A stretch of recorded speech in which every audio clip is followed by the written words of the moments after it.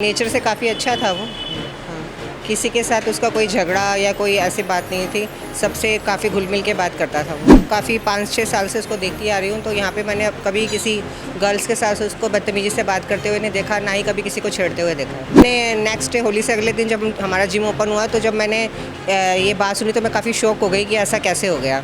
तो वो भी किसी क्लाइंट ने हमें आके बताया कि ऐसे ऐसे कि बात हो गया कि तरुण का मर्डर हो गया है। वो तो है ही, क्योंकि एक इंसान को हम देख के ही पहचान लेते हैं, खासकर फीमेल्स देख के पहचान लेते हैं कि वो कैसा है।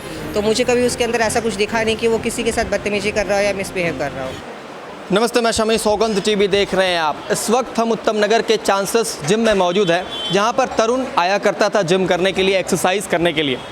जिस वक्त उस पर ये आरोप लगाए जा रहे हैं, जहां पर वो इस दुनिया में नहीं है, कि वो महिलाओं के साथ छेड़छाड़ करता था, बदतमीज़ था, दारू पीता था, ये तमाम चीज़ें जब कही जा रही है, तो इस वक्त हम यहाँ पर चांसेस जिम की जो वुमेन ट्रेनर है उनसे बातचीत करने की कोशिश कर रहे हैं कि जो है ये खुद तरुण से रोज़ मिलती थी और ट्रेन भी करती थी और काफ़ी कुछ ये सिखाती थी।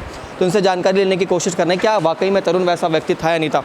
नमस्ते मैम, क्या नाम है आपका? मेरा शालिनी का नाम है। शालिनी जी, तरुण यहाँ पर डेली आया करता था एक्सरसाइज करने के लिए। हाँ जी, हाँ जी। बाय नेचर कैसा था वो?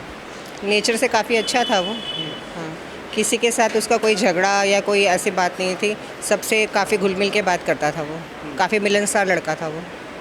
उस पर यह आरोप लगाए जा रहे हैं कि वो महिलाओं के साथ छेड़छाड़ करता था, बदतमीज़ था और जो है शराब के नशे में रहता था।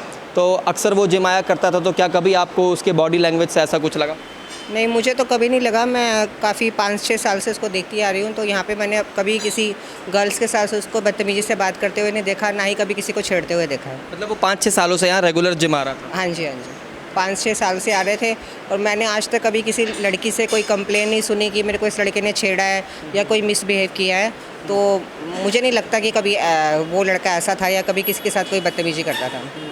अच्छा, ये जब घटना आपने सुनी तब क्या आया दिमाग में? क्योंकि इस तरह की घटना उत्तम नगर में हमने पहली बार देखी है कि यहाँ पर जो है रिलीजन के नाम पर या फिर एक त्यौहार के नाम पर मारपीट कर दी गई, बुरी तरीके से मारा। तो हाँ, जब मैंने नेक्स्ट डे होली से अगले दिन जब हमारा जिम ओपन हुआ, तो जब मैंने ये बात सुनी तो मैं काफ़ी शॉक हो गई कि ऐसा कैसे हो गया।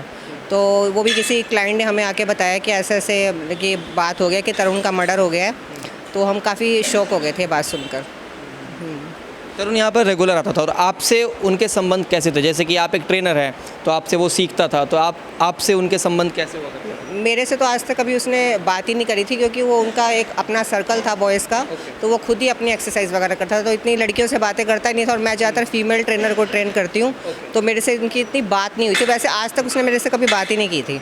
बस उसको मैंने बाय फेस देखा हुआ था और मैं देखती थी कि जैसे कि मैं और गर्ल्स को एक्सरसाइज करवा रही होती थी, तो वो अपने फ्रेंड सर्कल के साथ एक्सरसाइज कर रहा होता था। तो जो आरोप छेड़छाड़ के लग रहे हैं, कहीं ना कहीं ये बेकार की बातें हैं, बेफजूल की बातें। वो तो है ही, क्योंकि एक इंसान को हम देख के ही पहचान लेते हैं, खासकर फीमेल्स देख के पहचान लेते हैं कि वो कैसा है।